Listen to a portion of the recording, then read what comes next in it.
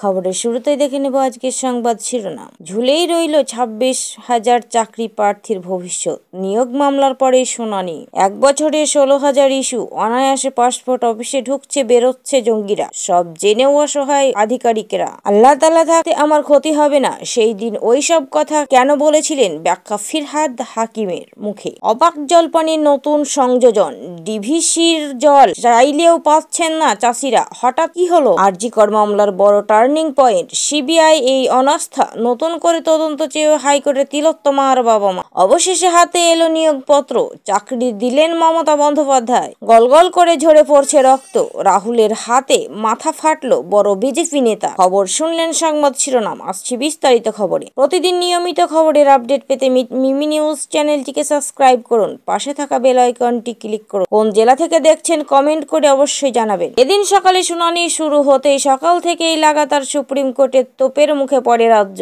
একাধিক প্রশ্নে প্রধান বিচারপতি সঞ্জয় খান্না, বিচারপতি সঞ্জয় কুমারের ডিভিশন বেঞ্চে তীব্র ভর্ৎসনার মুখেও পড়ে রাজ্য। বৃহস্পতিবার সকাল থেকে চলছিল শুনানি, শেষ হতে হতে গেল বিকেল। পরবর্তী শুনানি হতে চলছে 2025 সালের জানুয়ারি মাসে। তবে দিনভর সওয়াল জবাব দেখে আসার আলো যে খুব একটা যাচ্ছে এমনটা মনে করছে না ওয়াকিব হাল মহা। সোজা কথায় শীর্ষ আদালতে ঝুলেই রইল 26,000 চাকরিজীবীর ভবিষ্যৎ। কারণ যোগ্য অযোগ্যের বাস্তব সম্মত পৃথকীকরণ কোনো পথে সম্ভব আর কোন দিশা এখনো পর্যন্ত দেখতে পাওয়া যায়নি। যোগ্য অযোগ্যের পৃথকীকরণের জন্য যে অরিজিনাল ও এমআর শিট প্রয়োজন তা যে নেই এসএসসির কাছে, তা এক প্রকার স্পষ্ট হয়ে গিয়েছে। তাতেই কপালে চিন্তার ভাঁজ আরো চওড়া হয়েছে চাকরি প্রার্থীদের কপালে। প্যানেল থাকছে নাকি চাকরি বাতিল হচ্ছে, উত্তর পেতে আপাতত জানুয়ারি পর্যন্ত অপেক্ষা করতেই হচ্ছে। প্রসঙ্গত, এই দিন সকালে শুনানি শুরু হতেই সকাল থেকেই লাগাতার সুপ্রিম কোর্টের তোপের মুখে পড়ে রাজ্য। একাধিক প্রশ্নে প্রধান বিচারপতি সঞ্জয় খান্না ও বিচারপতি সঞ্জয় কুমারের ডিভিশন বেঞ্চে তীব্র ভর্ৎসনার মুখেও পড়ে রাজ্য। যোগ্য অযোগ্যের পৃথকীকরণ নিয়ে দীর্ঘ সময় সওয়াল জবাব চললেই প্রায় গোটা প্রক্রিয়া নিয়ে উদ্বেগ প্রকাশ করতে দেখা যায় প্রধান বিচারপতিকে। মালদহের বৈষ্ণবনগর, কালিয়াচক ও হবিবপুরের ভারত বাংলাদেশ সীমান্ত পেরিয়ে এই পারে এসে পাসপোর্ট তৈরি করে নিচ্ছেন অনেকে। দেখা যাচ্ছে মাত্র কয়েকদিন আগেই ভোটার আধার, প্যান কার্ড তৈরি করেও পাসপোর্ট পেয়ে যাচ্ছেন কেউ কেউ। খাস কলকাতাতেই পাসপোর্ট চক্রের সন্ধান চলছে। ভারতের পাসপোর্ট পেতে রাজ্য জুড়ে যে কি জাল ছড়ানো হয়েছে সেই তথ্য ক্রমশ সামনে আসছে। এমনকি পাসপোর্ট অফিসের আধিকারিকরাও আশঙ্কা প্রকাশ করছেন। তারাই বলেছেন জঙ্গিরা এসেও পাসপোর্ট তৈরি করে নিয়ে যেতে পারে অনায়াসে। বিশেষ করে মালদহে যে পরিমাণ পাসপোর্ট তৈরি হচ্ছে তা রীতিমতো আতঙ্কের। জঙ্গি বা অনুপ্রবেশকারীরা অনায়াসেই ডকুমেন্ট জমা দিয়ে যেতে পারে পাসপোর্ট অফিসে। সেই সব ডকুমেন্ট জাল কিনা সেই তথ্য খতিয়ে দেখার পরিকাঠামোই নেই। বিস্ফোরক দাবি, মালদহ জেলায় পাসপোর্ট দফতরের আধিকারিকদের জাল পাসপোর্ট ধরা পড়ছে বারবার। দালাল চক্র সক্রিয়, এমন খবরও পাওয়া যাচ্ছে মালদহের সীমান্তবর্তী এলাকা থেকে। সন্দেহজনকভাবে মালদায় পাসপোর্টের জন্য আবেদনপত্র জমা পড়ার সংখ্যা অনেক বেশি। গত 1 বছরে 16,000 পাসপোর্ট তৈরি করা হয়েছে বলে জানা যাচ্ছে। এত বেশি পাসপোর্ট কেন তৈরি হচ্ছে মালদহে? মালদহের পাসপোর্ট দপ্তরের ইনচার্জ অরুণ কুমার সরকারের জানিয়েছেন, Aadhaar card, voter card, PAN card ঠিক থাকলে তারা পাসপোর্ট দিতে বাধ্য হন। ওই ব্যক্তি কোথাকার বাসিন্দা, কিভাবে আধার কার্ড পেলেন, কতদিন ধরে ভারতে আছেন, এইসব জানার কোনো উপায় বা পরিকাঠামোই নেই তাদের কাছে। সম্প্রতি এক ভক্ত সভায় বক্তব্য রাখতে গিয়ে ফিরহাদ হাকিম বলেছে, উপরওয়ালার আশীর্বাদে একদিন আমার সংখ্যাগুরুর চেয়েও সংখ্যাগুরু হতে পারি। এইবার সেই বক্তব্যে ব্যাখ্যা তিনি নিজেই দিলে। সংখ্যাগুরু মন্তব্য নিয়ে ঘরে বাইরে চাপের মুখে পড়ছেন রাজ্যের মন্ত্রী ফিরহাদ হাকিম। তৃণমূল ও দলের তরফে তার মন্তব্যকে মান্যতা দেওয়া হয়নি, সমর্থন ও করা হয়নি। এইবার সেই বক্তব্যের ব্যাখ্যা দিলেন তিনি নিজে। ফিরহাদ হাকিম বলেছেন, উপরওয়ালা আশীর্বাদ থাকলে আমরাও একদিন সংখ্যাগুরুর চেয়েও সংখ্যাগুরু হতে পারি। বিতর্ক দানা বাঁধলে ড্যামেজ কন্ট্রোলের নামেই তার কন্যা। আর এইবার তিনি নিজেই দিলেন ব্যাখ্যা। বৃহস্পতিবার ওয়াকফ বিল প্রত্যাহারের দাবিতে একটি সভার আয়োজন করা হয়েছিল কলকাতা। সেইখানে উপস্থিত ছিলেন ফিরহাদ। মঞ্চে উঠে তিনি দাবি করলেন তার বক্তৃতার অপব্যাখ্যা করা হয়। তিনি যা বলতে চান তা অন্যভাবে বোঝানো হয়। বিজেপি নেতা অমিত শাহ মালব্যের দিকেও আঙুল তুলছেন তিনি। ফিরহাদের দাবি, তার কথা ঘুরিয়ে সাম্প্রদায়িক ছাপ দেওয়া হচ্ছে।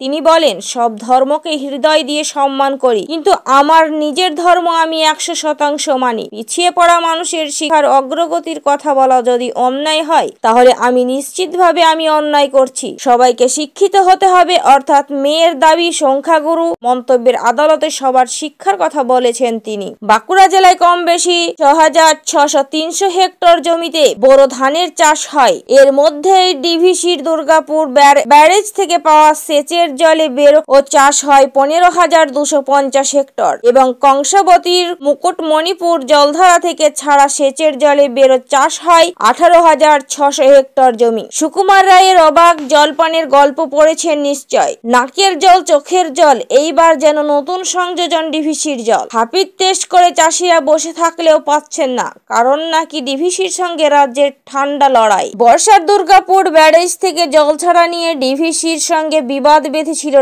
রাজ্যের মুখ্যমন্ত্রী মমতা বন্দ্যোপাধ্যায় বলেছিলেন, ডিভিসির সঙ্গে সম্পর্ক ছিন্ন করলাম। এমনকি ডিভিআরআরসি থেকে পদত্যাগ করছেন বাংলার 2 প্রতিনিধি। সেই বিবাদের জেরে এইবার কি কোপ পড়বে বেরো চাষে, কারণ শীতের সময় রবি মরশুমে চাষের আগের ডিভিসি সেচের জল ছাড়ছে। তবে রাজ্য সরকার এখনো পর্যন্ত জল নেওয়ার কোনো আবেদন করেননি বলেই সূত্রের খবর। এইদিকে শীতের শুষ্ক মরশুমে জল না পেলে প্রায় 25 লক্ষ কৃষক ক্ষতির মুখে পড়তে পারে। তার মধ্যে অন্যতম বাঁকুড়া আসা আশঙ্কার দোলাচলে বাঁকুড়া জেলার হাজার হাজার বেরো চাষি সিঁদুরে মেঘ দেখছেন। এক সংবাদ মাধ্যমে বিজেপির সাধারণ সম্পাদক জগন্নাথ চট্টোপাধ্যায় দাবি করছেন, বেরো চাষের জন্য ডিসেম্বরের শুরু থেকেই জেলা ও ডিভিশনাল কমিশনার স্তরে রাজ্যের সঙ্গে ডিভিসির সঙ্গে আলোচনা শুরু হয়। তবে এই বছর এখনো হয়নি। রাজ্যের জল নেওয়ার জন্য কোনো আবেদন করা হয়নি। বিজেপি নেতার অভিযোগ, রাজ্য সরকার সেচের জলের জন্য কোনো ব্যবস্থা করেনি।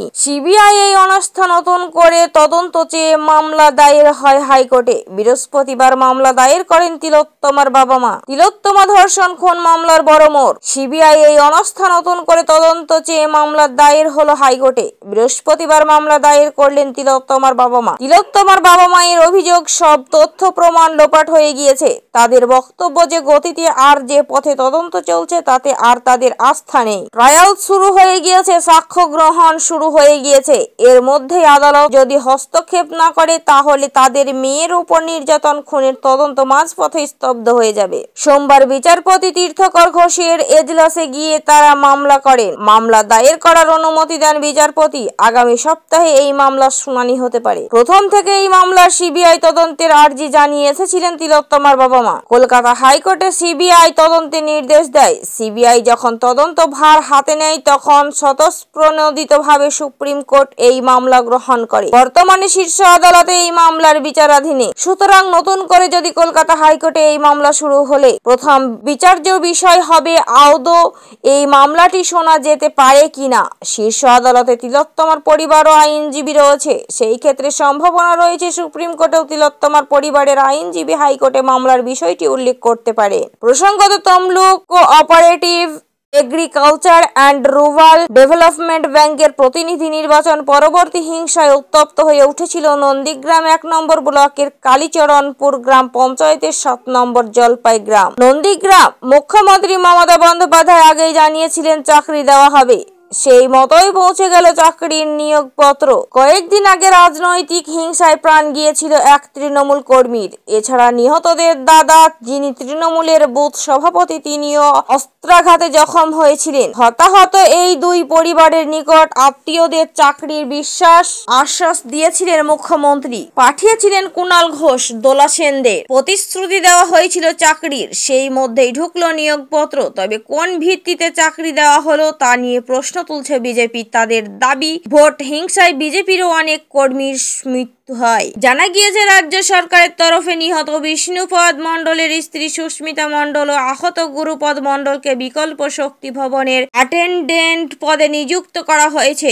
বিডিও সৌমেন বণিক জানিয়েছেন, বুধবার সন্ধ্যায় নন্দীগ্রাম 1 নম্বর ব্লক অফিসে চাকরিতে যোগদান করছেন তারা। আম্বেদকর ইস্যুতে উত্তাল সংসদ, ধাক্কাধাক্কির মাঝে মাথা ফাটল বিজেপি সাংসদের। আম্বেদকর ইস্যুতে উত্তাল সংসদ। শীতকালীন অধিবেশন শেষের ঠিক একদিন আগেই নতুনভাবে সরগরম সংসদীয় রাজনীতি, তর্ক কিংবা বিতর্ক নয়, সরাসরি সংঘাত, অশান্তির আঁচ পড়ল সংসদে। কংগ্রেস বিজেপি সংসদে ধাক্কাধাক্কির মাঝে মাথা ফাটল বিজেপি সাংসদ প্রতাপ ষড়ঙ্গীর। রাহুল গান্ধীর বিরুদ্ধে ধাক্কা মারার অভিযোগ আনে বিজেপি সাংসদ। পাল্টা থেমে থাকেনি কংগ্রেস সাংসদরাও। মল্লিকার্জুন খড়গের এই প্রিয়াঙ্কা গান্ধীকে ধাক্কা মারা হয়েছে বলে বিজেপির বিরুদ্ধে অভিযোগ তোলে বিরোধী শিবির। অবশ্য বিজেপি নেতার অভিযোগ নিয়ে মুখ খোলেননি রাহুল গান্ধী। এই দিন তিনি বলেন, সংসদের মধ্যে প্রবেশের অধিকার ও অনুমতি আমাদের রয়েছে, কিন্তু বিজেপি সাংসদরা ক্রমাগত সংসদে ঢুকতেই আমাদের বাধা দিচ্ছিল, এমনকি আমাকে হুমকি হুঁশিয়ারিও দেওয়া হচ্ছিল। জানা যায়, এই দিন কংগ্রেস সংসদীয় কমিটি বৈঠকের পরে উত্তেজনার সূত্রপাত। বৈঠক শেষে রাহুল গান্ধী ও প্রিয়াঙ্কা গান্ধীর নেতৃত্বে মিছিল করেন অন্যান্য কংগ্রেসের সাংসদরা।